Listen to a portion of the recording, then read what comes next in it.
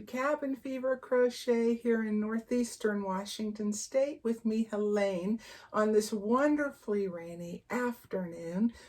Pardon the lighting, it's a little funky because of that, but I really wanted to show you my new Yarn Nook space, and I'm going to tell you how it came about a little bit, the progression of that, where I had my yarn before, and then also show you how I organize my yarn. Oh, and if you are wondering about the shawl that I'm wearing, it's actually a pretty long one, long enough to where I can tie it like that. It's my Knot K-N-O-T, So Granny shawl. I have a link for that for my tutorial below, and there's a written pattern in my Etsy shop. And if you like my new hat, my little winter baseball cap, I just finished that, and I am working on a tutorial and a written pattern for this as well. So I hope you will come back, stay tuned, hit that notification bell so you'll be reminded, and also please like and subscribe if you haven't already. Right. Okay. This started out as a spare kind of guest room for all our friends and family who don't come to visit. And I thought, if you build it, they will come. But I really wanted it to be a more usable space too, without giving up that functionality of having a spare room for just in case. And so it started out that way, and then it morphed into a storage space, and little bit of everything and anything just came in here.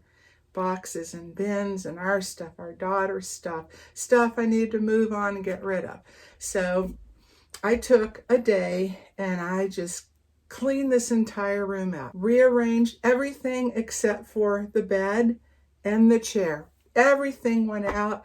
I had 3 really big sections of boxes that I organized to donate to 2 different types of places, some of clothes and items that different places can use, and then also to the veterans thrift shop. So the items that they sell help employees and also help support disabled veterans. So everything I'm not using is going to good homes. And then I started clearing out my yarn because I wanted to get it into a more manageable space. And you know how that's like out of sight, out of mind? If I don't see it and where I can access it, I want it to be manageable to what I really enjoy, what I want to use, think that I need for the market and for the holiday craft fair that I do. And then what I think I can possibly use in my lifetime, and then be able to move along other yarn in either those capacities or just list it or donate it. So then I can, as my taste changes, then again, when I buy, be more discerning and what I will actually use and enjoy, because tastes change and evolves over time. And there's always something new that comes out, so many wonderful new fibers and yarns that I feel like, oh, I just have to try. So I'm curtailing that. And then when I have this now in an organized space, I don't want to start packing it up and cluttering again. Yes, I will still buy, but I'm thinking more on my purchases and really making those count. And we all have to do our own thing and what is in our comfort zone. So I'm just showing you what I have done. Now, had I used the entire room, I could have fit everything in here, minus the bed. I wanted to keep a little chair in here so I have some little place to sit too. So this, like a wall and a half, I did not use. So not all of my yarn is in here, and I'm going to show you I do have it in a couple of other places. But where it was before was in my closet, it was in my room, as some was in here in the drawers that I had cleaned out. And I'm one that I don't really like putting things underneath my bed, but I do have some long rectangle shallow bins with the lids that I do slide under here for bigger projects, like my blanket projects, future projects, and so on. Not something that I'm going to access all the time. And but I had it stored in so many places, wherever I could find it, wherever I could fit. Besides the kitchen, that's off limits. I drew a line on it somewhere. But now it's really much more manageable, and majority of it's here, and it just feels so good, so much more inspiring to look at what I have at a glance. And so I have more ideas of what I can do with it, what I can combine, pair this with that. And I did have my yarn organized before as far as categorized into types of yarn, weights, colors, fibers. And I've done that here as well, which I'll just kind of show you as I go over it, and then some little odds and ends and bits and pieces here and there. But I'm really happy with it. I love being in here. It's a nice, such a cozy little cabin-y getaway feel. I feel like I'm on vacation, just walking right in this room. It's a very quiet space in here, and it's very calming, peaceful, and really invokes that inspirational, creative feel, and with some things that I really love and enjoy and that are meaningful to me in addition to the yarn. And yet still, if we do have someone that comes to visit, I can easily clean out a drawer or two of yarn so they have some space. There's a little place to put their luggage, and I have a little nightstand over here, and so they can enjoy it too, and still feels like a little retreat. And I wouldn't mind sleeping in here a time or two myself, just as a little getaway.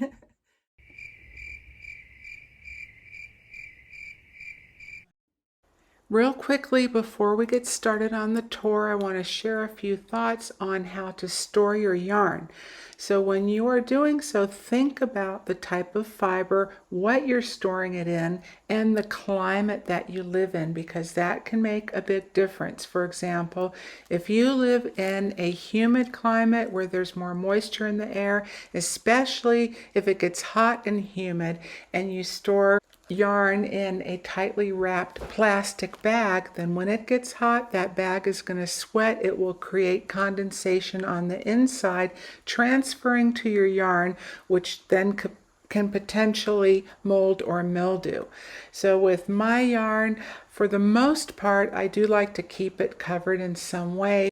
I might use an organza bag, something that the air can circulate, but it's still protecting it at the same time. Now, I live in a relatively dry climate. We don't get much humidity, but it does get very dry. So I want to protect my yarn from dust and to just have it as nice whenever I go to use it as it was the day that I bought it. I really took my time and thought about the spatial planning to fit everything in here that I could, making the best use of this space while having a nice flow and feel of the energy that I wanted to create. Over here is this cute and colorful nightstand that I got at a second-hand store, where actually I got most of the things in here except for the bed and a few other things. But in the drawer, I kept it pretty free. I have a couple of notepads, a pen, and some extra hooks, different types, styles, and sizes, ones I don't use every day but still come in handy. And on the bottom space I have a couple extra throw blankets and some DK Colors yarn. And of course this is the shawl that I was wearing. It just stays on the back of my chair here. And then under the bed, those shallow bins that I had mentioned. Here, this is one of two extra storage pieces I got. This is a really nice solid beechwood shelving unit. And then I had all these other bins and containers. Oh, and this piece, this is really neat.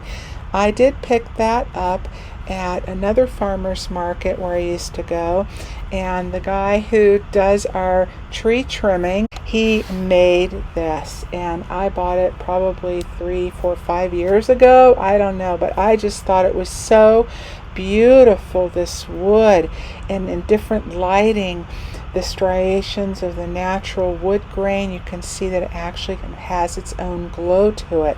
And at the time, it really called to me, and I knew one day it would have an actual purpose besides just looking beautiful.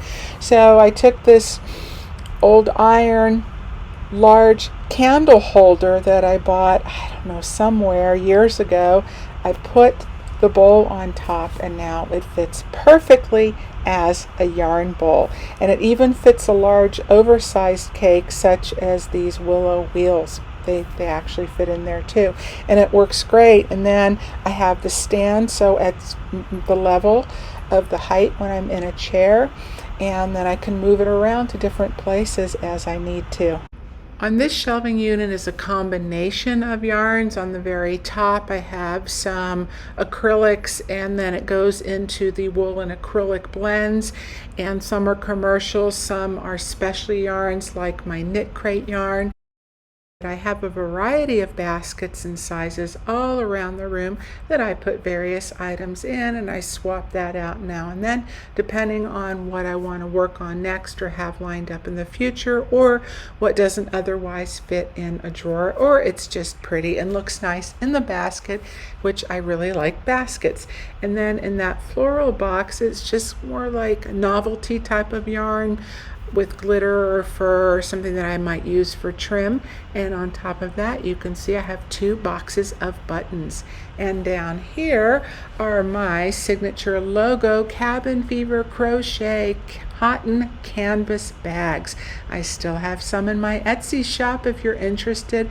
They're large, they're sturdy, and they're really, really nice. Here is a hanging storage unit that I had on the back of my walk-in closet, and it was very tight fit. Every time I'd open the door, it would bang the yarn and it would bounce out. It just fits so much better in here. I can access and see everything better. I have some of the cottons, like the smaller Original Karen cotton cakes and some of the cotton sugar wheels from Hobby Lobby, but below that, the majority, and I'm sure if I actually spread it out, I could take up the whole entire rack with my Lion Brand Heartland yarn, 100% acrylic, which I use and repurchase regularly. It's one of my go-tos and one of my all-time favorite yarns. And I really didn't want to start shoving things in the corner, but I needed to make stuff fit. So over here, there's some works in progress that I started, didn't get a chance to finish this spring and summer. And then below that is the beginnings of more like scrap type yarn. I used quite a bit of it up recently with the blanket that I made, and I'm collecting more for maybe a future blanket, scarves, or whatever I come up with. The bottom bin has thread weight yarn. The one that's upright above it is Hobby Lobby basic acrylics. And then just an extra little throw pillow, and this rug. It's natural fiber, it's thick. I really, really like it. It's a good size, does not fit into this room. Not sure I'm going to do with it, but I'm going to keep it. That much I know. I like covering things up decoratively if it's something underneath that I don't want to look at all the time. It's not that attractive, doesn't really go with the decor or the feel of the room. For example, to the left of the dresser, I have a stack of medium, smallish sized bins, and to the right of the dresser is a rolling cart made of metal, has a solid wood top. Those are mesh drawers, very sturdy, holds a lot of weight. Most of my cottons are in here. Not everything fit as mentioned, so the rest are in another room, but I do like how it lets the natural fibers breathe while protecting them. And these are cedar blocks I keep in here and in my closet because bugs don't like cedar, and it just helps keep everything fresh. And here are just a few little decorative pieces that I really like in here. And relax with your yarn. That's what it's all about. More baskets I've picked up along the way. And there's a really neat spinner, a spindle that I have in back that my friend Nancy gave me. And I picked up another basket from a vendor at the farmer's market recently. Oh, it wasn't easy deciding which one to get. They were all so beautiful and unique, such attention to detail. The workmanship is incredible, and wow, really reasonably priced too. And some fun, just cute things that I like that I want to show you. First is absolutely adorable alpaca that was sent to me as a gift. Unbelievable the amount of detail that went into this. So cute. I just love her and all the mixed media. And if you look below her left eye, you see there's even a little bit of blush. Every time I walk in here and look at her, she just makes me smile from the inside out. And Becky, thank you so very much. And this beautiful purse was made by the Crafty Floridian here on YouTube and was gifted to me by my friend Nancy. And then below those, you may not know, is I am rather a bit of a rock hound, and I really enjoy, I just love natural elements. This is clear quartz, and to the right is a piece of celestite. And I also have a variety of other stones and crystals from the earth throughout the house. I just really enjoy them, the minerals, their properties, and learning about them as well, and geology in general. This here is a painting from my neighbor she gave me last year, and she added the little basket of yarn and do what you love. It's just so bright and happy and cheery, and I now have a really good space to display that. And if you're wondering what's in the dresser, I'm not going to go through each and every drawer, but just one to give you an idea. And I have some of my lighter number 4s and 3s into the fingering weights, and some of the shawl lightweight yarns that I've been using more recently. And these are more spread out the yarn a little bit so I can really see what's what, and they're organized by brand, fiber, weight, and then color from lightest to darkest. And because the spare room does not have a closet, I keep my number 5 bulky yarn on one shelf in mine. But you know how that goes with bulky yarn. It takes up a lot of space, and then once you start working with it, you can free up a lot of space pretty quickly. And that is my goal, to work through this so that I have my closet for my own personal belongings, and I want to keep that pretty much yarn free. And then to reach it all, I have this excellent long reach gripper that I got from Amazon a few years ago. RMS is the brand, and it works super well for gripping yarn.